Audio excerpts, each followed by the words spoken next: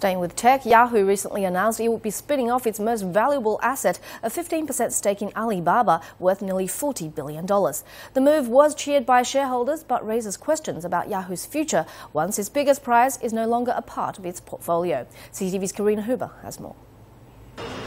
At the end of the year, Yahoo's stake in Alibaba will be spun off into a company called SpinCo. CEO Marissa Mayer says the move will save shareholders $16 billion in taxes. Yahoo investors will be given shares of SpinCo based on the size of their stake in Yahoo.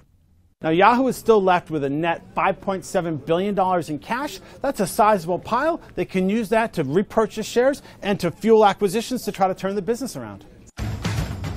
For years, Yahoo has struggled. Financial analysts say it was once considered the worst managed company in Silicon Valley.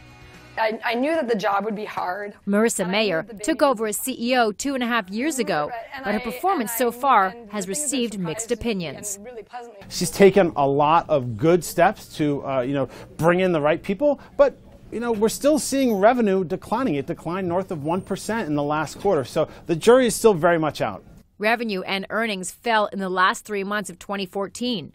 One bright spot is mobile, where sales jumped 23%. Without Yahoo's stake in Alibaba, which accounts for roughly 85% of its worth, Yahoo is likely to be valued at less than $10 billion, a price that analysts say makes it accessible to private equity firms and other internet companies that might want to buy it. But a lot of that depends on whether Yahoo can turn around its core business, internet search and online ad sales. I think the best possible outcome would be if a deal was structured where Yahoo Japan went to SoftBank and the core Yahoo business wound up in the hands of private equity, and they could turn the business around outside of the eye of being a public company. Analysts are saying Yahoo's Alibaba spin-off could also be ripe for a takeover, and many are speculating the buyer could be Alibaba itself, which would have the opportunity to take back the stake it sold to Yahoo a decade ago. Karina Huber, CCTV, New York.